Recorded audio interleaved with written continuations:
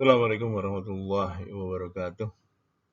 Kita lanjutkan pada pembahasan materi pertemuan 7, bagian yang kedua, di mana kita akan membahas tentang konsep bunga, faktor bunga, dan analisis ekonomi teknik sederhana. Ketika membahas nilai uang dari waktu itu juga ada soal ekivalensi. Nanti kita akan sambung dulu dengan ekivalensi. Dan di akhirnya nanti kita akan bahas, atau kita akan sampaikan soal simulasi soal untuk ujian tengah semester. Pengertian ekivalensi, nah ini penting. Rangkaian dua aliran kas disebut ekivalen pada suatu tingkat bunga tertentu jika dan hanya jika keduanya mempunyai nilai yang sama pada tingkat bunga tersebut. Nilai yang sama adalah daya beli yang sama, nilai efektif. Nilai harus dihitung untuk periode waktu yang sama, paling banyak digunakan adalah waktu sekarang. Tetapi setiap titik pada rentang waktu yang ada dapat digunakan. Ekivalensi tergantung pada tingkat bunga yang diberikan. Aliran kas tidak akan ekivalen pada tingkat bunga yang berbeda. Ekivalensi aliran kas tidak harus berarti bahwa pemilihan aliran kas tidak penting. Pasti ada alasan mengapa aliran kas lebih dipilih dari yang lain. Sejumlah uang pada waktu tertentu dikatakan ekivalens dengan sejumlah uang yang lain pada waktu yang lain bila nominalnya berbeda tetapi nilai efektifnya sama. Contoh, untuk harga sebuah sedan baru maka 5 juta pada tahun 1970 ekivalen dengan 15 juta pada tahun 1980 dan ekivalen 50 juta pada tahun 1990. Jadi uangnya beda-beda nilai nominalnya, tapi kemampuan membelinya sama. Contoh 2, bagi penabung 10 juta pada tahun 1970 ekivalen dengan 40 juta 456 ribu rupiah pada tahun 1980 dan ekivalen pula dengan 163 juta 665 ribu pada tahun 1990. Contoh 3, bagi pengusaha 10 juta pada tahun 1980 ekivalen dengan 61 juta 917 ribu pada tahun 1990 dan ekivalen juga dengan 380 juta 337 ribu 600 rupiah pada tahun 2000. Nah, berikutnya adalah soal konsep bunga. Bunga atau interest dipahami sebagai uang yang dibayarkan atas penggunaan sejumlah pinjaman atau sejumlah uang yang disimpan, baik tabungan, deposito, nilai aktiva bersih dan sebagainya. Nyimpannya bukan di bawah bantal. Secara lebih luas, bunga adalah uang yang diperoleh dari investasi sejumlah modal tertentu. Suku bunga atau interest rate adalah rasio atau perbandingan antara besarnya bunga yang dibebankan atau dibayarkan pada akhir periode dengan jumlah simpanan pada awal periode. Periode bunga adalah interval waktu yang dijadikan dasar dalam perhitungan bunga. Bunga sederhana versus bunga majemuk. Bunga sederhana adalah bunga yang dibayarkan secara proporsional terhadap lamanya waktu dari sejumlah pokok pinjaman. Misalnya I besar, I kapital adalah P dikali N kali I kecil, di mana I besar adalah bunga total, kemudian P adalah pokok pinjaman, N adalah periode waktu pinjaman, dan I adalah tingkat suku bunga. Apabila besarnya bunga total berbanding lurus dengan jumlah awal pinjaman, tingkat bunga dan periode waktu pinjaman, maka tingkat bunga dikatakan sebagai bunga sederhana berbanding lurus. Jika pembayaran bunga untuk periode tertentu didasarkan pada jumlah pokok modal yang tetap ditambah setiap pembayaran bunga yang terakumulasi pada periode penelaahan, bunga itu disebut dengan bunga berbunga, kayak lagu ya. Dan sebenarnya bunga majemuk. Pada bunga sederhana, bunga untuk tahun kedua, 3, 4, dan seterusnya dihitung berdasarkan pada pokok pinjaman atau uang pokok simpanan. Dalam hal ini bunga tidak dihitung secara akumulasi dari bunga-bunga sebelumnya. Jadi bunganya nggak dihitung, dimasukkan sebagai pokok. Nah, pada bunga majemuk, compound interest, bunga dihitung pada setiap aliran dana yang terjadi, termasuk bunga yang belum dibayarkan. Dibungain lagi tuh. Nah, ini kalau kita lihat dari diagram cash flow-nya, bunga sederhana dan bunga majemuk. Kita lihat dari formulanya, misalnya pada F1 itu adalah P dikali 1 plus I. Nggak pakai pangkat kalau satu nggak punya pangkat. Dan F2 itu P dikali 1 plus 2I. Nah, di sini I dan 2I. Tapi kalau di majemuk itu pangkat tuh. F1 P kali 1 plus I sama tuh kalau majemuk sama sederhana. Tapi di F2-nya udah beda. F2 itu P1 plus I pangkat 2. Kalau di tahun ke N maka Fn itu P1 plus I pangkat N. Kalau di bunga sederhana itu Fn itu adalah P1 plus Ni. Itu bedanya antara bunga sederhana dan bunga majemuk. Kemudian bunga nominal dan bunga efektif.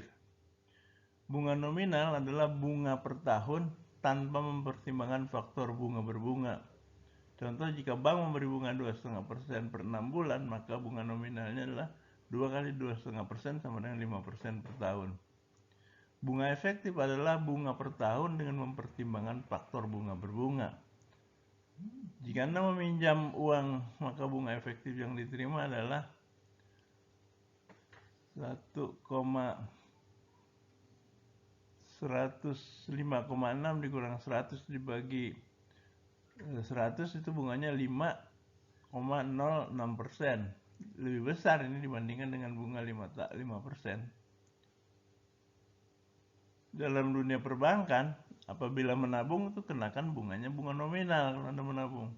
Tapi jika meminjam, yang dikenakan bunga efektif. Nah, itu Anda harus tahu itu. Jadi sebagai contoh, bila suatu bank tabungan membayar bunga 1,5% setiap 3 bulan, berapa bunga nominal dan bunga efektifnya? Kita lihat. Bunga nominal M kali I sama dengan kalau 3 bulan tuh setahun kan 4 kali 3. 4 kali 1,5 6% bunga nominal. Bunga efektifnya itu 1 plus I pangkat M kurang 1. PF 1,5%, 4 min 1. Itu ketemu 1,061 kurang 1, jadi 0,061, 6,1%. Jadi kalau bunganya tadi 6% nominalnya, maka bunga efektifnya itu 6,1%. Ini jelas nih kalau kita mau lihat ini di sektor perbankan, kalau kita nabung bunganya bunga nominal, tapi kalau kita minjam bunganya bunga efektif. Gedean mana bunga nominal sama bunga efektif? Gedean bunga efektif, apalagi makin lama waktunya. Penjelasan lain tentang bunga nominal dan efektif. Tingkat bunga nominal adalah laju tahunan yang sering dikatakan sebagai pinjaman ini adalah pada tingkat bunga 12% per tahun, digandakan bulanan. Sedangkan bunga efektif, laju tahunan yang dihitung menggunakan tingkat periode yang diturunkan dari laju nominal. Misalkan R tingkat bunga nominal per tahun, setelah per tahun ya. Kemudian M adalah jumlah periode pembungaan dalam setahun. I efektif adalah tingkat bunga efektif per tahun. Kemudian tingkat bunga per periode bunga, atau I adalah R dibagi M.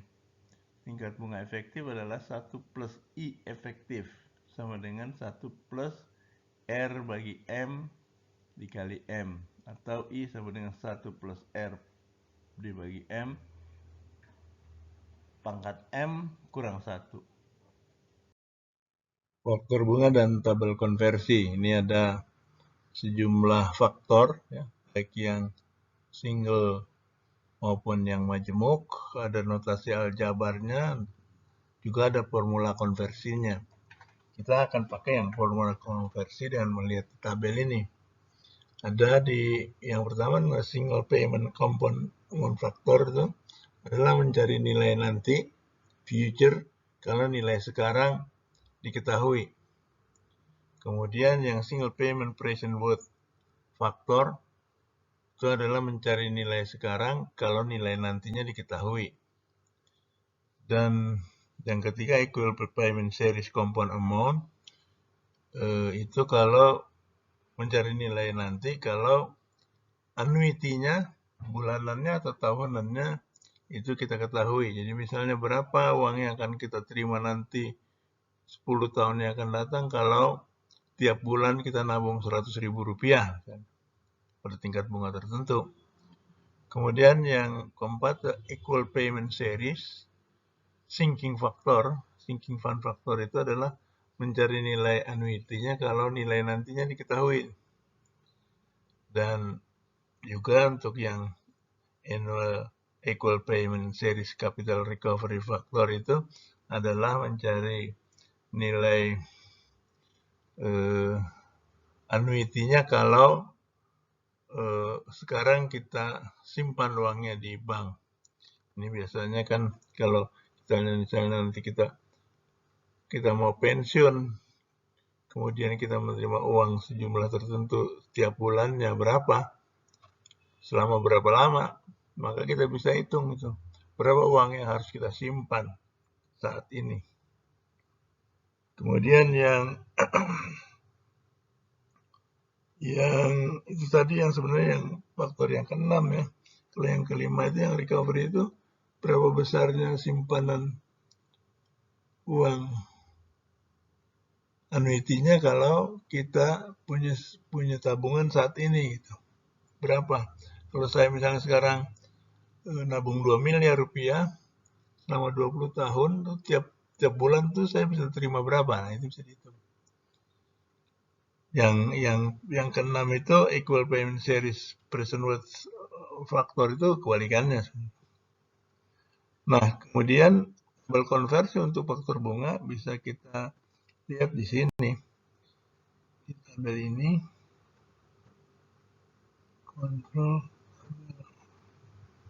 ya.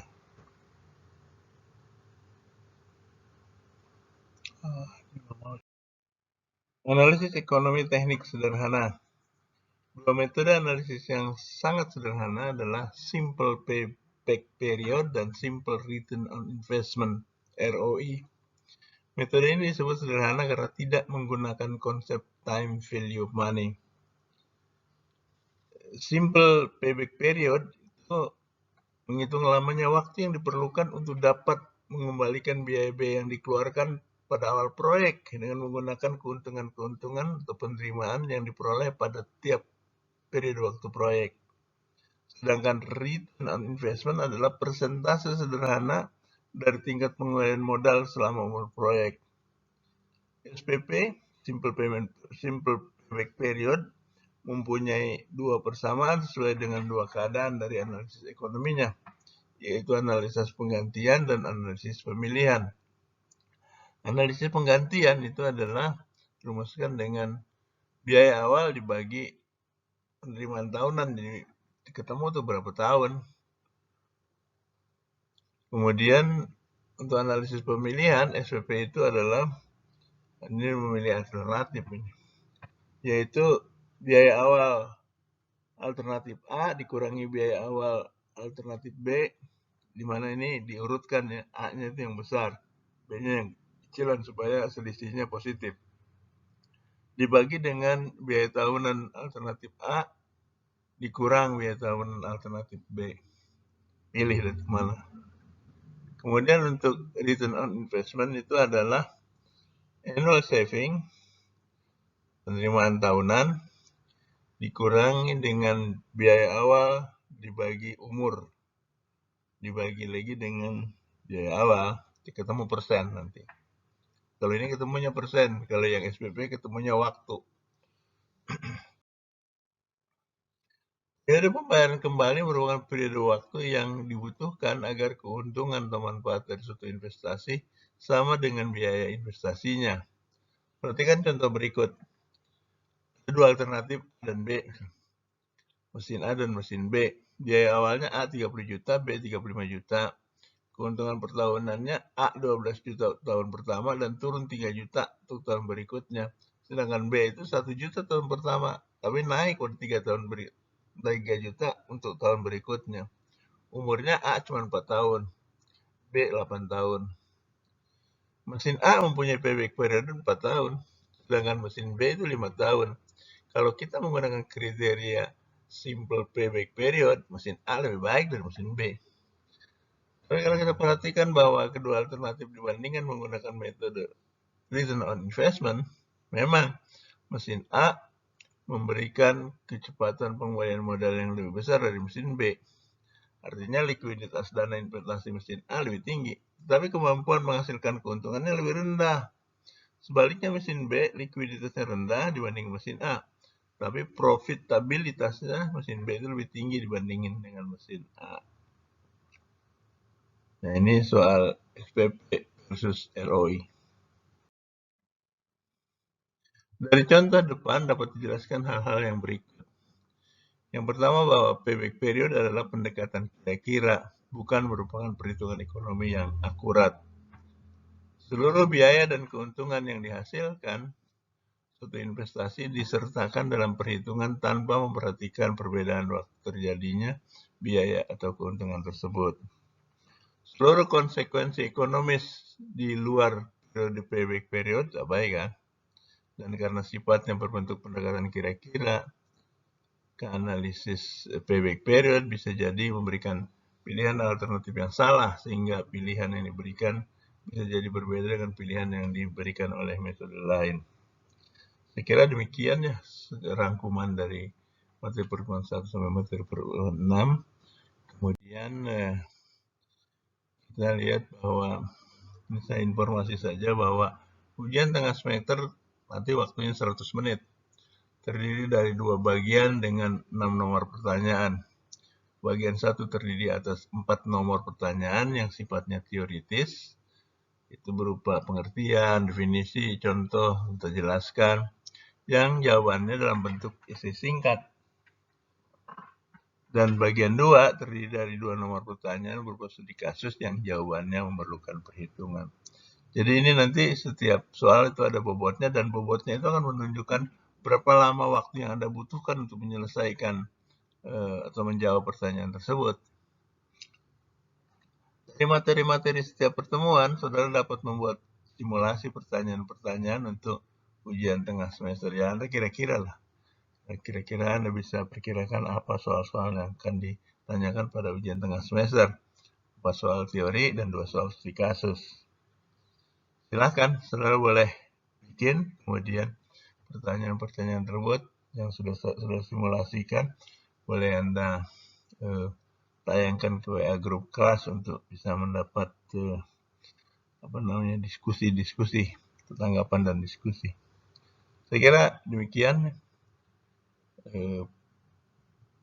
pertemuan kita untuk kali ini terkait dengan review materi pertemuan 1 sampai pertemuan 6, dan ini adalah ringkasan materi-materi yang sudah kita bahas. Sampai ketemu pada waktu ujian. Terima kasih. Assalamualaikum warahmatullahi wabarakatuh.